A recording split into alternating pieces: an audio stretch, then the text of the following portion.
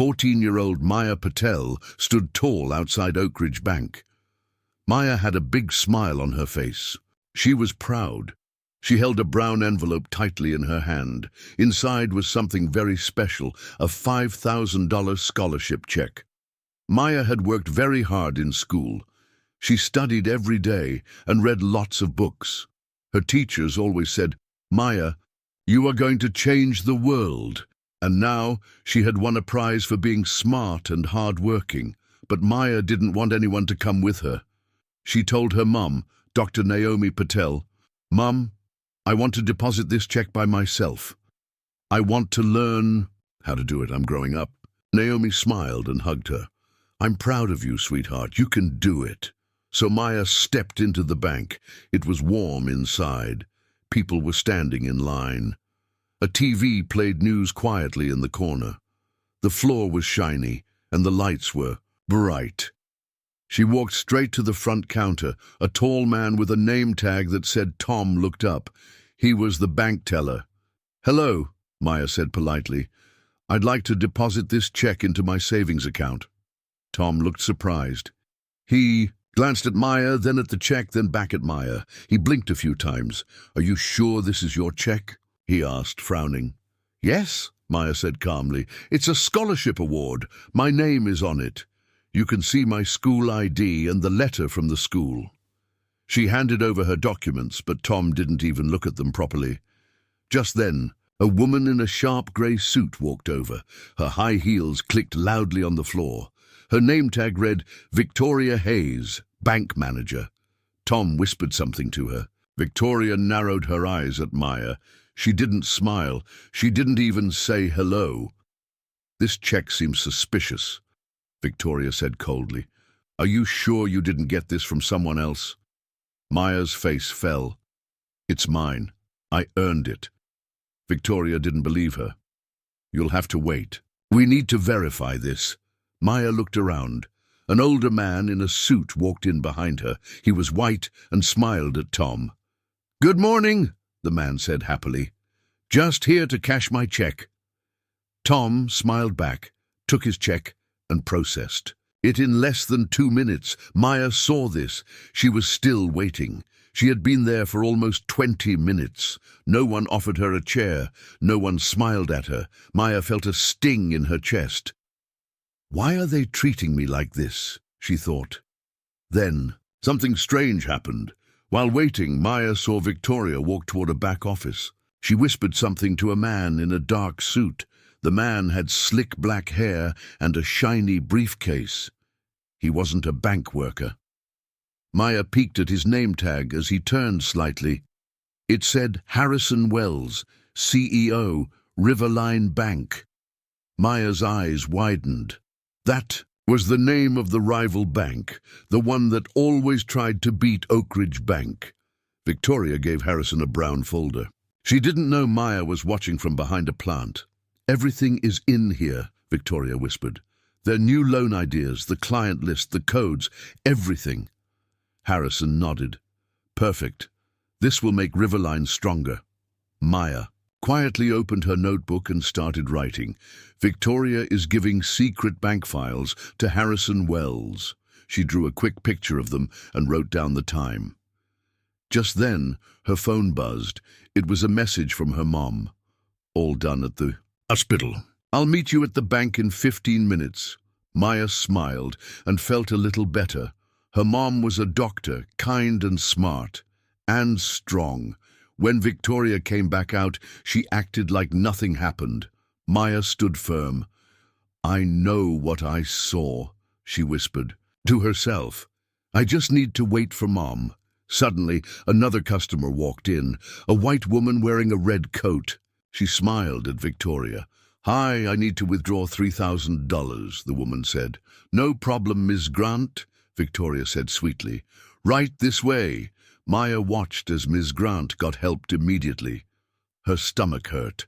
"This isn't fair," Maya thought. "Why are they nice to them and mean to me?" Maya had done everything right. She was polite. Her papers were correct. Her name was on the check. But still, she was treated like a liar. The door swung open again. It was Dr. Naomi Patel. She walked in wearing a white coat and a blue scarf. Her eyes searched the room and locked on Maya. She could tell something was wrong. "Maya," she said. Maya ran over and hugged her tight. "Mom, they won't take my check. They said it's suspicious. They made me wait." Naomi's eyes grew sharp. She walked to the counter. "I'm Dr. Naomi Patel," she said calmly but firmly. "My daughter has a scholarship check. What's the issue?" Victoria stepped in. "It's bank policy, ma'am. We have to be careful." Tom nodded nervously. Maya looked at her mom and whispered, "She gave bank secrets to a man from Riverline Bank. I saw it. I wrote it down." Naomi's face changed. She walked around the counter and knocked on the glass. "I want to see the security footage," she said. "Now." Victoria laughed nervously. "That's not necessary." "It is," Naomi interrupted, "because I bought this bank last month," everyone gasped. "Yes," Naomi said. "I am the new owner of Oakridge Bank, and you, Victoria, are about to be out of a job." Tom stepped back. Naomi called security. "Please check Ms. Hayes's office and bring me the footage of today's visitor," she said. Victoria's face turned pale. "You were spying for Riverline, giving them our private information, and while doing that, you treated my daughter like a criminal. You are fired, and I will be reporting you." Victoria didn't say a word. She was escorted out. Maya stood still. Her heart was pounding, but it wasn't fear, it was pride. Her mom had believed her. Justice had been done, and for the first time. That morning, someone behind the counter looked at Maya and smiled. "Let's get that check deposited," said a new teller. Maya nodded. As they typed in her details, Maya held her mom's hand. "Mom, can I help make the bank better?" she asked. Naomi smiled. "Yes, Maya, we're going to make this place fair. For everyone." The bank was quiet now. Victoria was gone. Tom was sitting quietly, too nervous to speak. The other workers stared at their desks. But Maya felt strong. She had walked into Oakridge Bank alone that morning. Now she stood beside her mother, holding her hand, ready to make things better. Naomi turned to Maya and said, "You were brave today. You stayed calm, and you told the truth. I'm proud of you." Maya smiled. "But Mom, what if Victoria comes back or tries to do something bad?" Naomi shook her head. "She won't. We'll file a report and change the system here. You helped us catch her in time." Just then, a tall man in a navy blue uniform came in. His badge said, "Mr. Dawson, Head of Security." "We reviewed the camera footage," Mr. Dawson said. "Your daughter was right. Victoria gave a file to a man from Riverline Bank. We have it all on tape." Naomi nodded. "Good. Send a copy to the legal team and to the board of directors." He left to do that. Maya took out her notebook again. "Mom, I wrote down everything I saw, what they said, what time they met, even how the folder looked."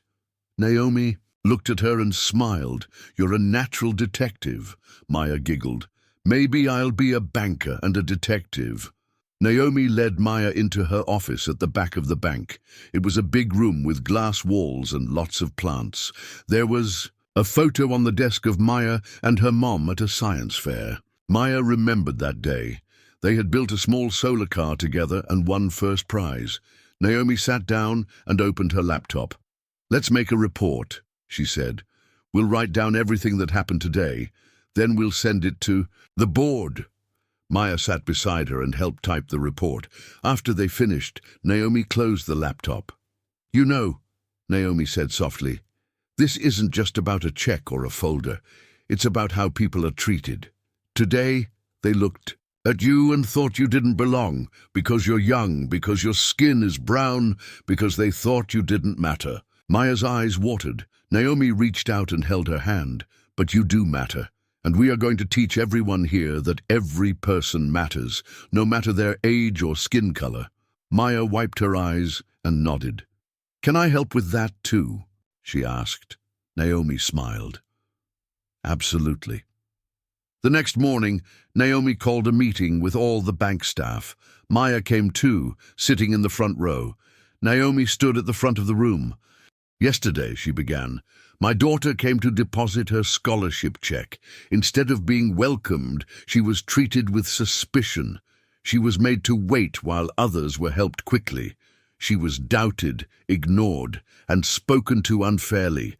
The room was silent. "And while that happened, your manager, Victoria Hayes, was giving away our bank's private information to our biggest rival." Gasps filled the room.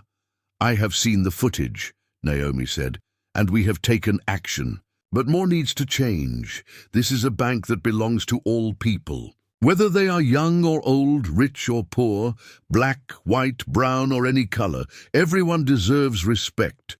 Some people looked down, ashamed. Others nodded in agreement. Naomi continued, "We are starting anti-discrimination training today. And next week, we will begin a new program called Money Smart Kids. It will teach young people how banks work, how to save money, and how to build a future." Maya's eyes lit up. "I want to help with that program," she whispered. Naomi smiled. "And my daughter, Maya, will be our first student leader.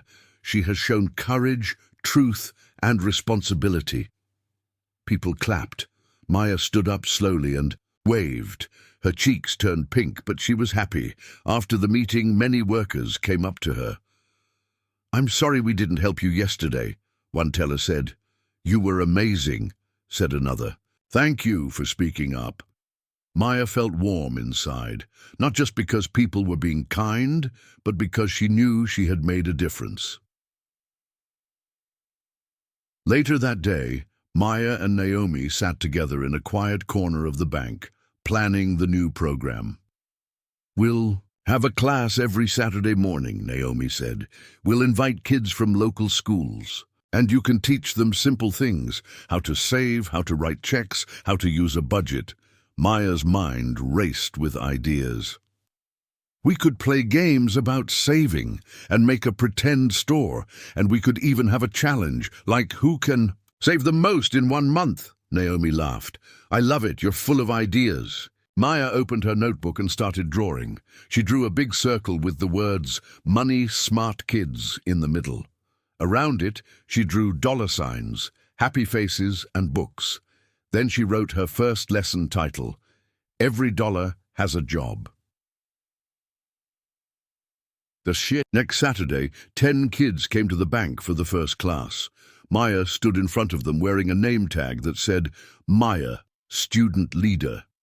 She was a little nervous at first, but when she saw all the kids looking at her with curious eyes, her fear melted away. "Hi, everyone," she said. "Welcome to Money Smart Kids." The kids clapped. "We're going to learn how to be smart with our money. But we're also going to play games and have fun." The kids cheered. First, Maya showed them how to make a piggy bank out of a jar. Then she taught them how to keep a savings chart.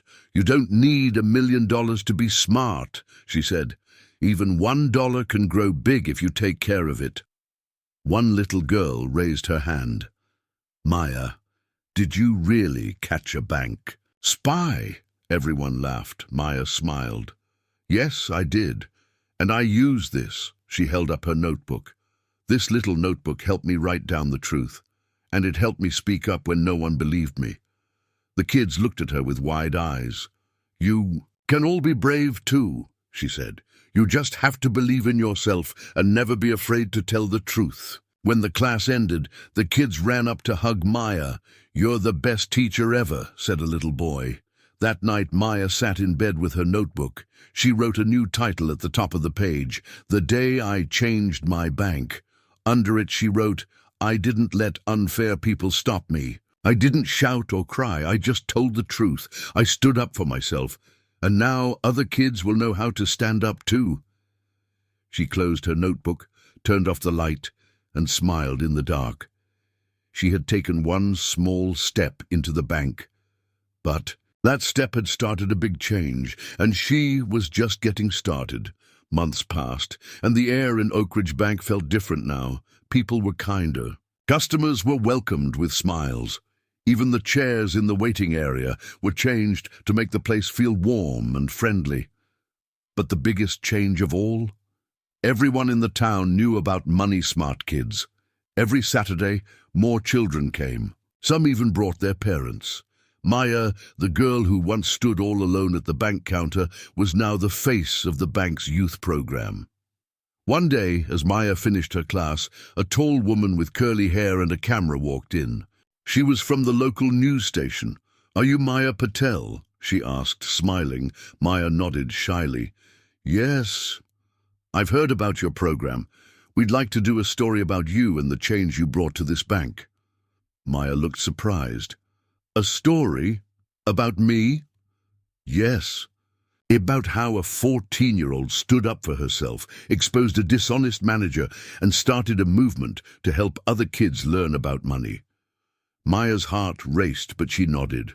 "Okay, I'll try." The next week, Maya was on TV. The news showed clips of her teaching kids, working with her mom, and even reading from her notebook. People across town saw it. Some clapped when she walked into shops. A few even asked for her autograph, but Maya didn't let it change her. She still carried the same notebook. She still said, "Thank you," and "please." She still helped. Set up chairs every Saturday before class. One night, Naomi walked into Maya's room. She saw her daughter sitting at her desk, drawing something with a blue marker. "What are you working on now, little star?" she asked. Maya turned the paper. Around, at the top, it said, "The Maya Patel Foundation, Smart, Brave, Equal." Naomi's eyes widened. "Is this your next idea?" "Yes," Maya said. "I want to help more than just this bank. I want to go to other banks, other schools, and teach kids everywhere. I want to give scholarships, books, and even notebooks to kids who want to learn, but don't have the chance." Naomi hugged her daughter tightly. "That's a beautiful dream, Maya." "I'm going to start small," Maya said. "First I'll make a website, then I'll ask people to donate. I'll tell them my story, how a check, a notebook, and the truth changed everything." So the next few weeks, Maya and Naomi worked side by side to build the Maya Patel Foundation. They wrote a story for the website. It started with a $5,000 check. I was treated unfairly, but I stood up.